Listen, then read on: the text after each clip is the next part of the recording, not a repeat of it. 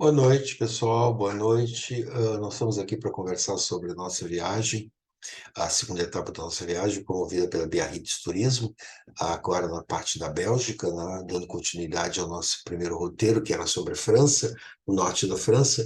E aqui eu quero mostrar para vocês um pouco do que nós vamos ver. A ideia é mostrar para vocês alguns lugares, alguns pontos de referência, alguns tópicos marcados exatamente na programação, e dar para vocês uma visão geral disso tudo. Evidentemente, não é uma aula sobre história da arte, que é o foco da nossa viagem, e arquitetura, mas simplesmente apresentar para vocês algumas das coisas que nós vamos ver ao longo dessa viagem. Essa é uma fala relativamente curta, rápida, né? Exatamente para não onerá-los e deixá-los muito envolvidos com essa questão da viagem como um todo, mas principalmente para instruí-los sobre coisas a serem vistas, né? Eu vou compartilhar aqui o nosso vídeo, né? Eu vou botar aqui tela cheia. Está a nossa segunda etapa da viagem, se chama A Múltipla Bélgica, dos primitivos flamengos a René Magritte, misticismo e mistério na arte. A Veronique me pediu que eu desse títulos às etapas da viagem, né? E aqui eu fiz um título que dá um pouco da dimensão do que nós vamos ver, de uma maneira muito abrangente, evidentemente, né? E também focando principalmente na questão das obras de arte e do que nós vamos ver nesses lugares a serem visitados, né?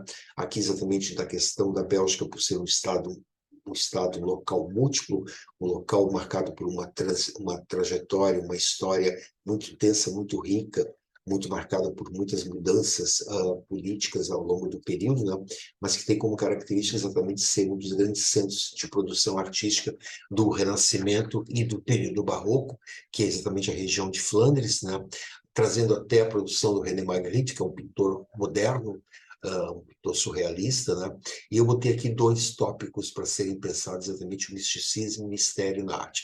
Misticismo porque a gente vai trabalhar com questões religiosas, questões de pinturas religiosas, questões, nós vamos visitar catedrais, então o misticismo é uma característica muito forte desse local, dessa região, né? E mistério porque também nós vamos visitar uma cidade chamada Bruges, que é uma cidade marcada por um mistério, né? Um mistério no sentido muito geral da palavra, mas que é muito interessante, eu vou comentar depois com mais detalhe, e também o próprio Magritte, que também é um pintor misterioso de alguma maneira, né? Então, esses dois eixos, misticismo e mistério, vão pautar exatamente aqui a nossa visita. Eu vou iniciar exatamente com a nossa com a imagem do mapa. No nosso encontro passado, me perguntaram sobre se nós não tínhamos um mapa para visualizar exatamente o nosso périplo, né? E aqui eu mostro exatamente o mapa, eu marquei aqui exatamente a cidade de Lille, que é o nosso ponto de partida, né? Vamos direto para Bruges. Em Bruges será a nossa base de estabilidade, onde nós vamos ficar hospedados, e de Bruges nós vamos visitar a cidade de Gand, né? E a cidade de Bruxelas, sempre tendo Bruges como um pouso, como lugar de parada. São cidades relativamente próximas, né? Uma região que é uma região não é muito extensa para os padrões nossos brasileiros, que tem tudo muito distante. Aqui é bastante perto uma coisa da outra, né? Ah, São cidades muito próximas também do mar, que é importante para falar exatamente quando falar de Bruges, né? E que a gente vai ali visitar uma quantidade muito grande de coisas a serem vistas exatamente nesse período. Então, o primeiro dia é Ghent, ou Ghent, né? Que é a cidade, que é um importante porto fluvial do século XVI. Ghent é uma cidade que mantém características muito fortes exatamente desse período, ou seja, uma arquitetura que se manteve muito íntegra, né? Uma cidade que mantém características muito próprias do local, uma espécie de volta ao passado de imersão, uma cidade belíssima, regada ou irrigada por dois grandes rios, o rio Lys e o rio Escalda, né?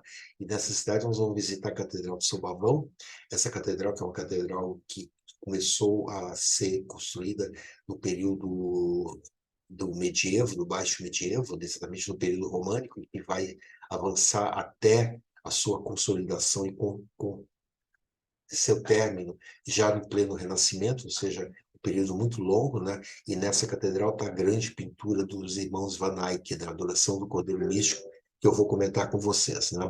Bom, Catedral de São Pavão, aqui está o nome da catedral em neerlandês, que eu não vou me arriscar a dizer para vocês, porque eu não falo essa língua, não conheço, né? Está aqui como referência, né? A catedral, ela começou a ser construída, construída em 1942, na verdade ela foi consagrada em 1942 por Transmarus, que era o bispo de Tournai-Nyon, essa antiga capela de São João Batista, né?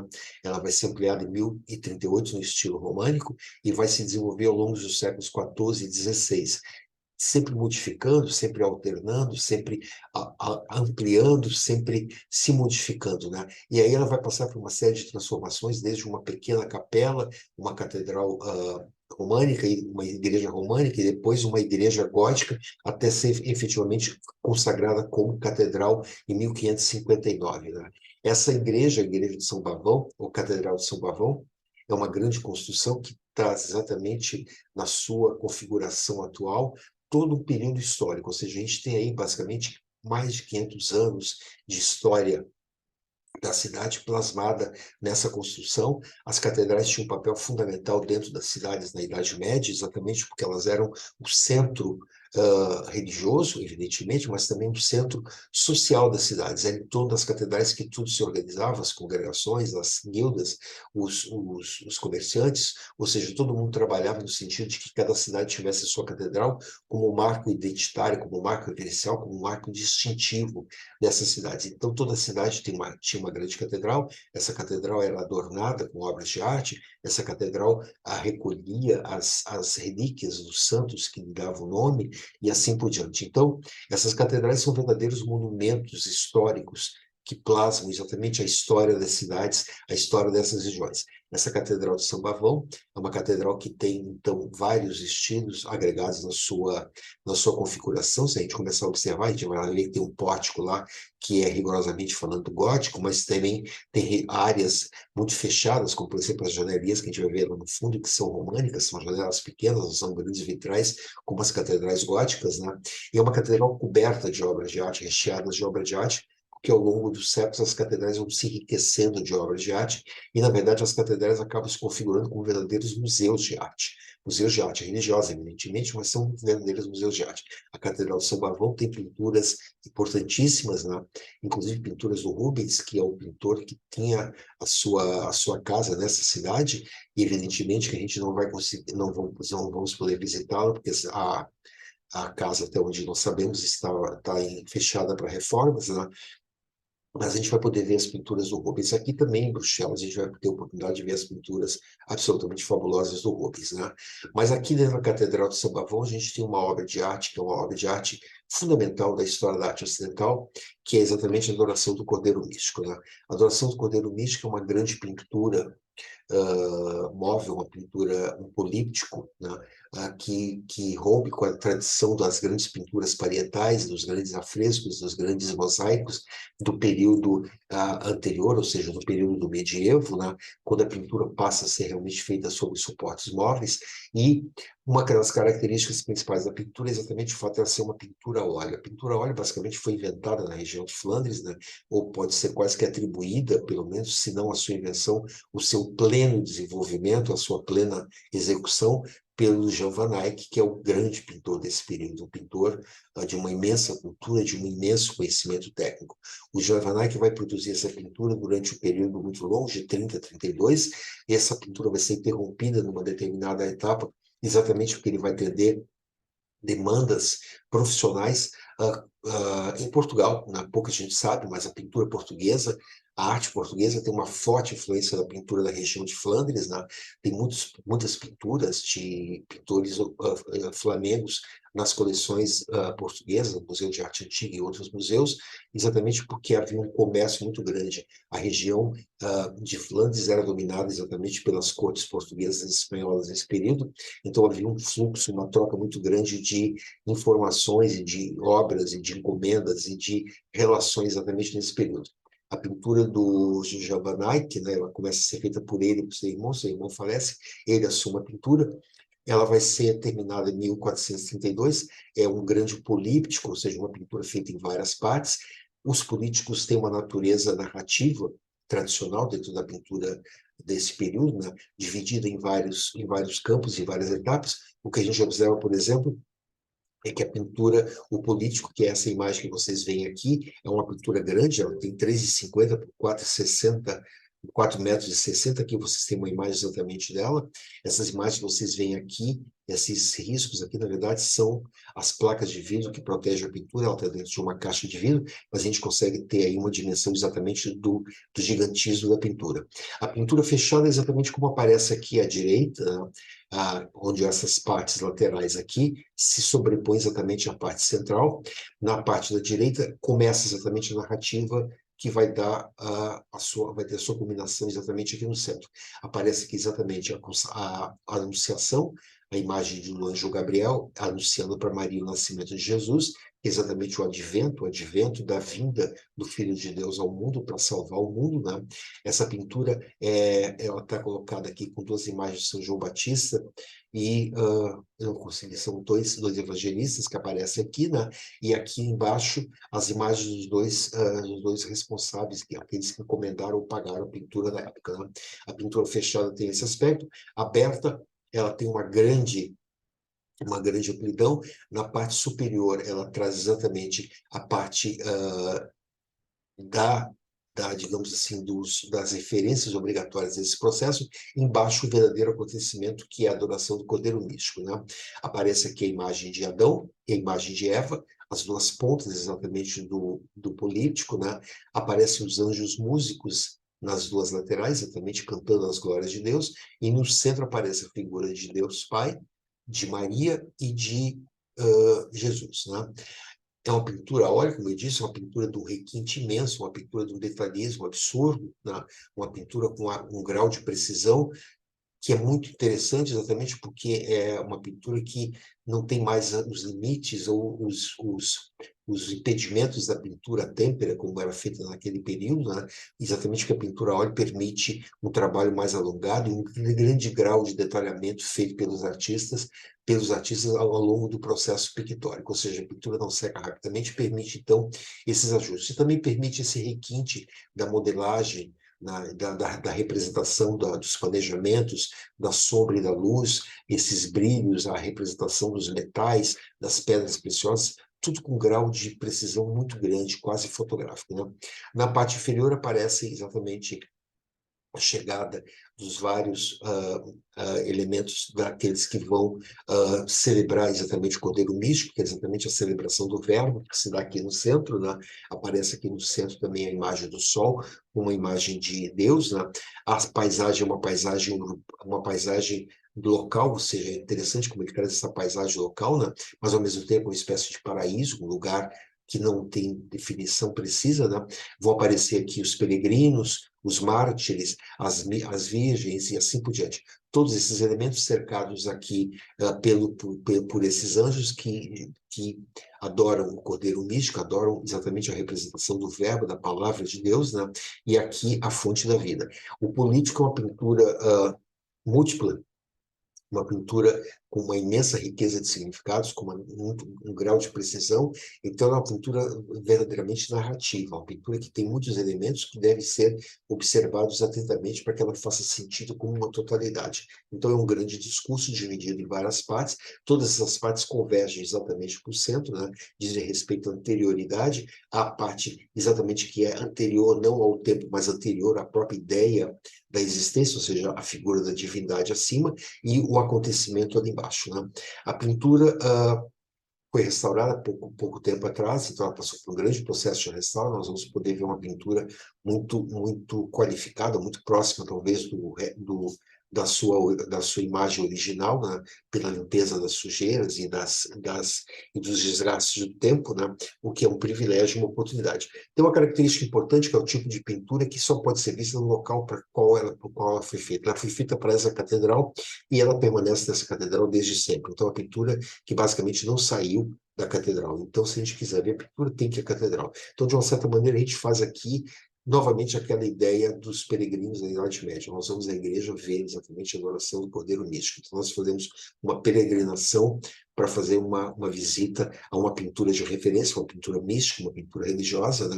Mas que também é uma pintura do ponto de vista da história da arte extremamente importante, exatamente por essas questões de ser uma pintura a óleo, ser uma pintura de referência da pintura renascentista, uma grande pintura do Jean Van Eyck, um dos maiores pintores do período, e assim por diante, né? Bom, aqui, novamente, a imagem que eu tinha mostrado anteriormente, né? A imagem exatamente da pintura aí com os públicos, né? Tá ali, aparece o cara lá com o celular na mão. Então, é natural que as pessoas fiquem impressionadas e fiquem impactadas e queiram registrar os momentos.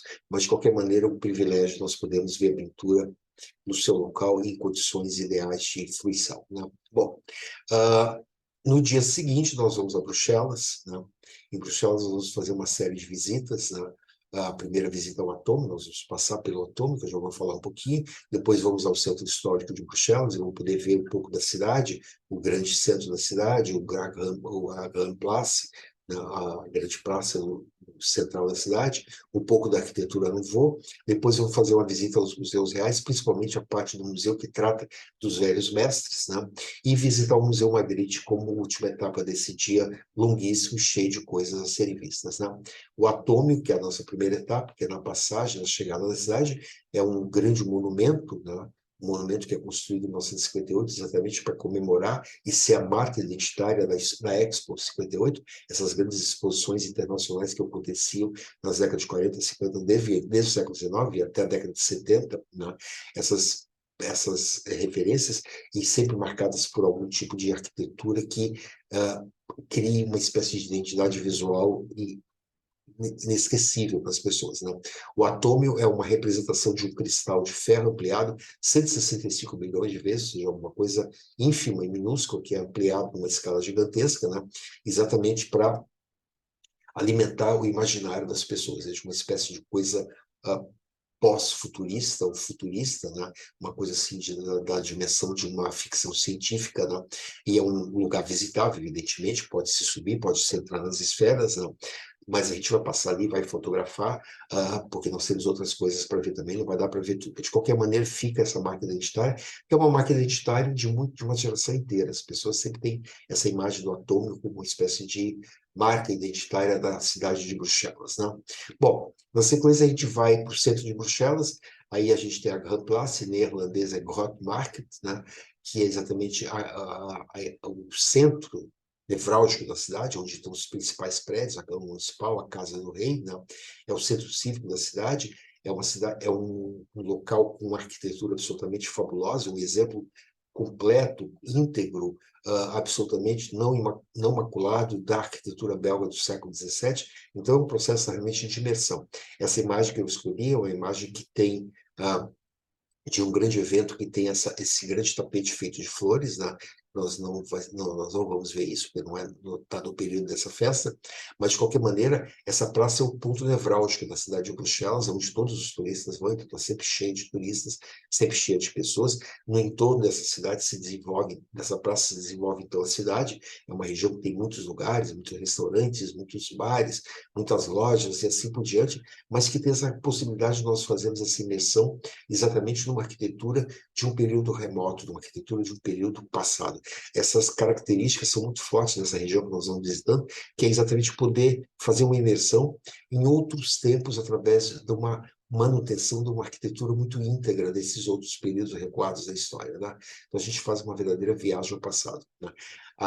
O centro de Bruxelas tem várias outras referências, tem o Manequim Peace, por exemplo, aquele menininho fazendo xixi, que fica próximo dessa região, e tem vários outros pontos turísticos, vários outros pontos de interesse nesse processo, né? Depois a visita à Grand Place, nós vamos ver alguma coisa da arquitetura Art Nouveau, da cidade de Bruxelas, né? A Bruxelas é um dos principais centros mundiais do Art Nouveau. O Art Nouveau é um movimento arquitetônico, estilístico, artístico, que se desenvolve no final do século XIX, início do século XX, em oposição à sistematização, à industrialização rigorosa, à perda da qualidade manual da produção de artefatos, de arquitetura e de objetos, de móveis, aquilo tudo que vem exatamente na esteira da Revolução Industrial, e a arquitetura Nouveau, ela recupera exatamente essa questão da manualidade, a arte Art Nouveau recupera essa questão do artesanato de altíssima qualidade, e a arquitetura vai incorporar exatamente isso, e uma das características formais é exatamente essa coisa orgânica, ou seja, a arquitetura Nouveau, a arte Art Nouveau, ela tem um forte apelo, uma forte referência exatamente na questão do orgânico, do vegetal, essa coisa que se cresce e se entranha, fica emaranhada, né? Então, a gente tem aqui um exemplo que é a Maison Cauchy, né?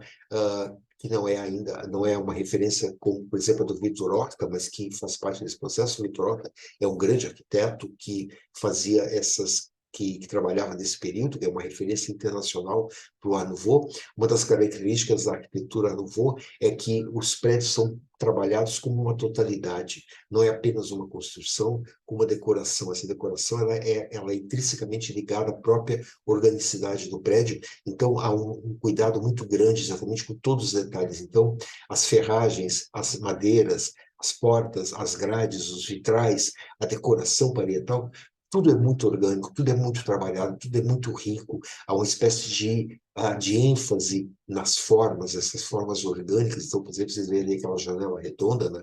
A janela não basta ser uma janela, tem que ser uma janela integrada no projeto como um todo e tem uma organicidade e criar uma espécie de impacto visual, né, para o espectador. Então, a arquitetura Art Nouveau, ela é muito forte, né? A Bruxelas tem quase 1.000 edifícios do Art Nouveau, então é um dos grandes centros do Art Nouveau mundial, não? Esse movimento que teve uma difusão internacional, se espalha por todo o mundo, né?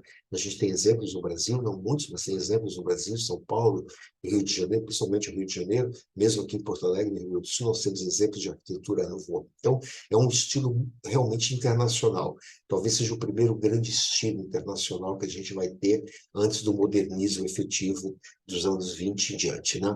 Bom, na sequência, a gente vai visitar o Museu Real de Belas Artes da Bélgica, né? O Museu Real é um conjunto de museus, uma série de museus agrupados numa mesma região, e nós vamos visitar principalmente o Museu de Arte Antiga de Bruxelas. No Museu de Arte Antiga, nós vamos dar destaque principalmente à pintura do Peter Bruegel, o velho. O museu é um museu muito rico dessa produção, desse pintor, da produção desse pintor, né? Eu estou colocando aqui uma obra exatamente para fazer um contraponto e uma espécie de complementação da conversa que a gente falou aqui sobre a questão do Cordeiro Místico, né? Porque essa também é uma pintura religiosa. Apesar de não parecer, ela é uma pintura religiosa. Não é uma pintura votiva, não é uma pintura para ser colocada no altar, né? Mas ela tem uma temática religiosa como referência.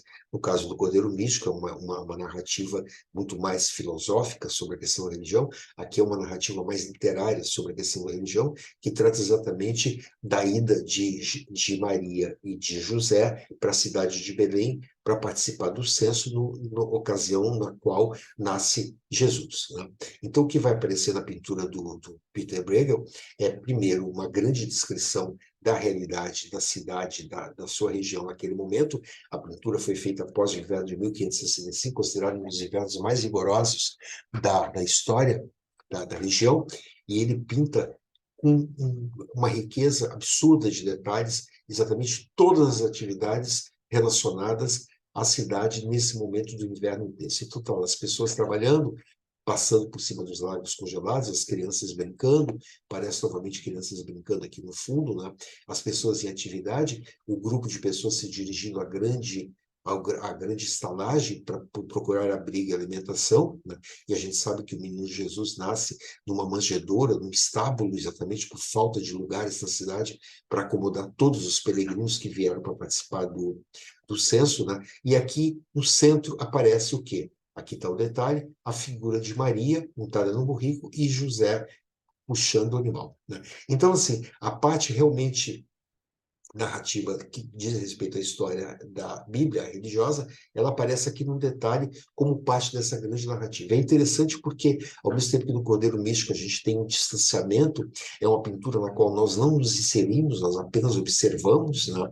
Nós apenas analisamos e vemos aquele grande acontecimento, essa permite uma imersão por um processo de identificação. A gente vai começar a olhar exatamente as atividades que estão sendo desenvolvidas e vai ficar curioso exatamente, porque são pessoas comuns que estão atuando. Então, São José e Maria aparecem exatamente aqui como cidadãos comuns dentro desse grande contexto. E um fato interessante é o fato de ele trazer essa narrativa bíblica, não representá-la num local distante, que ele não conhecia, evidentemente, né, que é a antiga região da Palestina, da Judéia, mas trazer para dentro do contexto da sua realidade. Então ele traz a questão religiosa para dentro do seu espaço contemporâneo, para a sua própria realidade física. Então, tem essa questão do misticismo, evidentemente, né? Mas também tem essa questão desse olhar realista. A pintura do Braga é uma pintura muito rica, uma pintura muito cuidada, muito preocupada exatamente em descrever cuidadosamente essas características locais, né? Que é uma das características da pintura da região de Flandres e que vai se desenvolver muito mais plenamente exatamente na região que é a próxima etapa da nossa viagem, que é a região dos Países Baixos da Holanda, né? Onde o realismo e o naturalismo vão ser muito intensos. Então, a pintura vai deixar esses grandes temas e vai se dedicar principalmente à questão do cotidiano, às representações do cotidiano e assim por diante. Então, o que a gente vê aqui é exatamente uma espécie de passagem que vai ter pleno desenvolvimento no barroco holandês, né? É um caminho de chegada para o realismo, o naturalismo no barroco holandês. É uma pintura feita de têmpera sobre madeira, não é uma pintura óleo, é uma pintura de Jan van Eyck, né? É uma pintura que não tem o mesmo grau de detalhamento, o mesmo grau de minuciosidade da outra pintura, mas nem por isso perde em riqueza de detalhes e riqueza de informação, né? Bom, na sequência a gente sai do Renascimento, né, do Bruegel e damos um salto aqui de quase 500 anos e vamos cair exatamente aonde? No Magritte, né? O Magritte é um dos grandes pintores modernistas, um dos grandes nomes da pintura modernista internacional. É um pintor que está dentro de um movimento importantíssimo, que é o surrealismo, esse surrealismo que vai ter um grande desenvolvimento na Bélgica, e vai ter artistas como Magritte, também o Paul Devaux e outros artistas, e que também tem uma longa tradição dessa questão mística e misteriosa, que vai ter um grande desenvolvimento nessa região, exatamente através da arte simbolista, que vai ter um desempenho imenso nessa região aqui, né? O Museu Magritte está no centro de Bruxelas, tem a maior coleção de obras do artista, são 230 obras, e arquivos, tem documentação, tem filme, tem vídeo, tem cartazes, tem fotografia, ou seja, tem uma grande quantidade de obras, vai ser uma oportunidade única de nós vermos uma parte considerável da produção do Magritte, né? Um pintor que é um pintor interessantíssimo do ponto de vista técnico, ele é um pintor tradicional, acadêmico, né? Porque ele não faz pintura abstrata, ele não faz pintura desmanchada, nem pintura sem definição, nem pintura sem contorno, ele respeita a perspectiva, etc, etc. Ou seja, do ponto de vista técnico, ele é um pintor acadêmico tradicional. Só que do ponto de vista conceitual, ele é um pintor moderníssimo, que ele rompe com as nossas expectativas. Ao mesmo tempo que ele usa um realismo fotográfico, ele também cria uma espécie de desconforto, exatamente utilizando ou subvertendo a nossa percepção, ao mostrar para nós, por exemplo, como nessa pintura O Império das Luzes, né, uma paisagem naturalista, uma paisagem noturna, em oposição a um céu diurno, né? Então ele cria exatamente um contraste violento aí. É uma característica exatamente do surrealismo, essa situação, essa possibilidade ou esse desejo de criar situações inusitadas e de desconforto do espectador para movê-lo do seu mesmismo, do seu conformismo, do seu conforto, né? Exatamente a pintura surrealista ela propõe uma supra-realidade, uma outra realidade, uma realidade além da própria realidade do comum, ou seja, uma realidade que é possível, mas não é factível do ponto de vista real, mas é factível do ponto de vista artístico, né? A pintura do Magritte é uma pintura fabulosa, é uma oportunidade única, exatamente porque o Magritte não é um pintor que esteja muito representado nos principais museus do mundo, menos ainda na América do Sul, onde nós vivemos, né? Então, é basicamente uma oportunidade única que nós temos acesso à pintura do Magritte, né? Na sequência, a gente vai visitar Bruges, vamos estar instalados em Bruges, né? Em Bruges, nós vamos visitar a igreja de Notre Dame e tem a possibilidade também de visitar o Museu Groningen, que eu vou comentar depois, né? A cidade de Bruges é uma cidade que tem, como Gante, por exemplo, uma característica de manter uma arquitetura íntegra, né? E Bruges é uma cidade que está marcada por uma história muito interessante, é uma cidade que era muito rica, riquíssima, e que vai entrar em decadência econômica a partir de determinado momento por causa de um problema físico, exatamente, o fato de que os rios que davam o fluxo de mercadorias da cidade para o mar são assoreados e então corta exatamente a ligação da cidade com os principais portos marítimos da região na época. Então a cidade basicamente entra em decadência econômica e ela fica congelada no tempo. Tá? Ela fica congelada no tempo porque ela cria uma espécie de aura, exatamente porque é uma cidade que não se modifica, né? Atualmente a cidade tem uma cidade moderna em torno da cidade antiga, mas a cidade de Bruges, propriamente dita, é uma cidade parada no tempo, uma cidade que não se alterou, não se modificou, né? E então ela é uma cidade que tem uma coisa meio mágica, meio mística, né? Meio fantasmática, a gente pode dizer, né? São duas cidades que eu conheço que têm essas características, né? Na verdade, são três cidades assim, que a gente tem isso, né? Uma é exatamente Bruges, a outra é Veneza e a terceira é Ouro Preto. São cidades onde a gente consegue se deslocar, uh, sem se deslocar no espaço, mas se deslocar no tempo, porque a gente consegue uma imersão num outro tempo, num tempo passado, num tempo que a gente não tem a menor ideia de como se vivia exatamente, mas pelo entorno, pelo cenário, a gente consegue ter uma espécie de visão exatamente do que era viver nesses lugares no passado, né?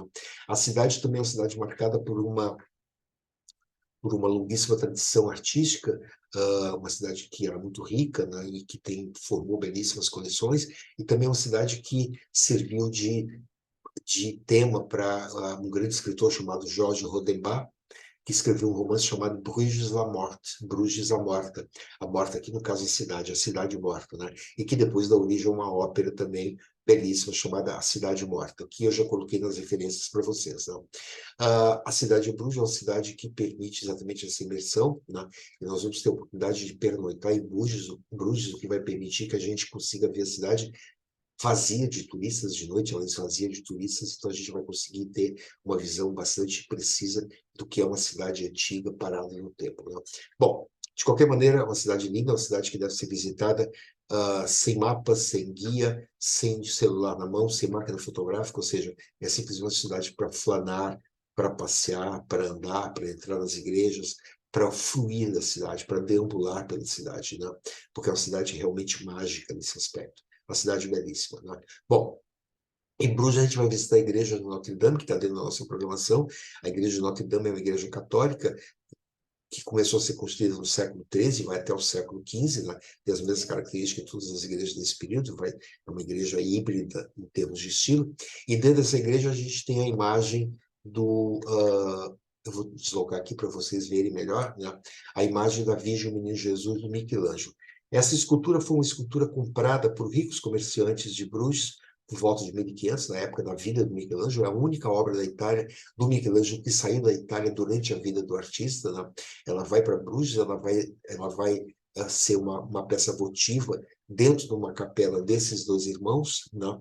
E depois essa obra vai então permanecer lá, então ela vai ser tirada, aí tem umas histórias interessantes, ela vai ser expoliada, roubada, literalmente, durante a Revolução Francesa, ela vai ser levada para Paris, e vai ficar durante muito tempo em Paris, depois ela consegue ser resgatada e recuperada e fica mais ou menos estabilizada, até que, infelizmente, durante a Segunda Guerra Mundial, com a invasão da Bélgica pelos nazistas, a obra é novamente requisitada pelo regime nazista e ela é levada para a Alemanha, então vai ser depositada naquelas famosas minas de sal que vocês devem conhecer, as histórias daqueles filmes que contam a história do resgate das obras de arte, e toda essa literatura que se desenvolveu, e cinema também, sobre essa questão da expoliação de obras de arte no século XX, principalmente pelos nazistas, né? A escultura é uma escultura muito bonita, uma escultura belíssima, uma escultura feita pelo Michelangelo, mais ou menos na mesma época que ele fez a Pietà, né? Então tem características muito próximas, é uma escultura de porte médio, né? É uma escultura que mostra a mãe de Jesus, Maria, né? De olhos abaixados, não olhando diretamente para o espectador, mas olhando para baixo, e ela tem uma figura do menino Jesus quase que se deslocando, se soltando dela, uma criança grande, mas que está ali se deslocando, quase que andando em direção ao espectador, né? E é interessante que a gente consegue inferir ali que ela tem sobre a mão direita um livro, que exatamente são as escrituras, no qual está escrito exatamente o que seria o destino dessa criança. Então, é uma mãe que sente, sabe, exatamente o que vai acontecer com o seu filho. E é interessante porque Esse mesmo tipo de referência vai aparecer também na pintura do Leonardo da Vinci, a Santana Virgem, o Menino Jesus, né? Então, é uma espécie de leitura exatamente dessa questão da maternidade e do destino que é dado aos filhos e o quanto essa maternidade, por mais poderosa que seja, ela não consegue impedir que as coisas aconteçam como devem acontecer, né? Bom, a escultura está lá na igreja, vai ser uma oportunidade única para nós de vermos uma peça do Michelangelo, né? Sem ir na Itália ou sem ir ao Louvre, por exemplo, para ver os dois escravos que estão lá, né? Então é uma oportunidade realmente única de ver uma peça, e uma peça que é muito pouco falada da obra do Michelangelo, mas que nem por isso deixa de ser absolutamente espetacular do ponto de vista artístico, do ponto de vista técnico, do ponto de vista da própria trajetória do Michelangelo como escultor, né? E é uma escultura realmente que tem essa questão da religiosidade de uma maneira muito sutil, muito refinada, muito cuidadosa, ou seja, ela não é eloquente, ao contrário, ela é uma escultura mais silenciosa, mais tranquila, mais calma, mas nem por isso menos intensa, né? Bom, dentro desse processo a gente vai poder visitar também o Museu Groningen. Eu vou deslocar aqui novamente a nossa janelinha. O Museu Groningen é um museu que foi criado em 1930 para dar abrigo à imensa coleção de arte flamenga e arte sacra produzida na cidade, pertencente à cidade. Como era uma cidade muito rica, as igrejas eram ricamente ornadas, haviam grandes comerciantes e riquíssimos colecionadores também. O colecionismo privado é uma coisa muito intensa nessa região, também na região da Holanda, né? Em toda a Europa, mas principalmente nessas regiões, é um colecionismo burguês extremamente requintado, extremamente intenso, e é uma cidade com muitas obras de arte muito importantes. Esse museu, então, é criado exatamente para dar abrigo a essa coleção. Esse museu não está previsto na programação como visita integrada com a programação, né? Eu, se tiver tempo, eu pretendo visitar o museu, então quem quiser acompanhar e a gente tiver a oportunidade, será um prazer acompanhá-los também nessa visita. Vai ser uma oportunidade de ver obras do Jean Van Eyck, do Hans Memling e tantos outros artistas, né? Numa coleção que vai passar por todo esse período, vai chegar até o século XIX, início do século XX, exatamente uma coleção muito grande, né? E é uma coleção da cidade. Esses museus das cidades, de uma certa maneira, contam um pouco também do colecionismo e das relações das pessoas com essas questões artísticas desses períodos, né? Então, assim, o Museu Groningen fecha a etapa da visita a Bruges e fecha a nossa etapa da visita à Bélgica, né? A nossa próxima etapa é exatamente a visita à Holanda. Nós vamos começar por Haia, depois vamos para Amsterdã, e aí é outra história que nós vamos contar adiante, né? Bom, eu vou fechar aqui a apresentação e vou retomar aqui. Então, assim, essa fala, que é uma fala relativamente curta, bastante rápida, né, é exatamente para propor para vocês aqui alguns olhares atentos a alguns aspectos da viagem, alguns pontos referenciais da viagem, né? Evidentemente que uma viagem é uma coisa que se dá ao longo de um tempo e espaço muito distendido, são quase 15 dias de viagem, ou seja, a gente vai estar atento durante 15 dias e vai ter muita coisa para ser vista, muita coisa para ser conversada, muita coisa para ser observada, né? Mas esses referenciais aqui são alguns pontos marcados exatamente nessa agenda intensa que nós vamos ter, para que nós possamos ter exatamente alguns tópicos para serem trabalhados com mais vagar, que são tópicos realmente referenciais nesse processo todo, né? De qualquer maneira, estarei acompanhando todos vocês durante a viagem toda, né? Então, eu vou estar lá conversando o tempo inteiro, vamos ter a oportunidade de sentarmos e vermos as coisas juntos e conversarmos junto. Evidentemente, não serão aulas sobre história da arte, mas serão longas conversas sobre história da arte, sobre arquitetura também, dentro do que eu souber falar para vocês e conversar com vocês. Será um prazer exatamente compartilhar essas possibilidades, essas referências, né? E fazermos uma belíssima viagem juntos. Vai ser um privilégio, certo? Obrigado, até a próxima.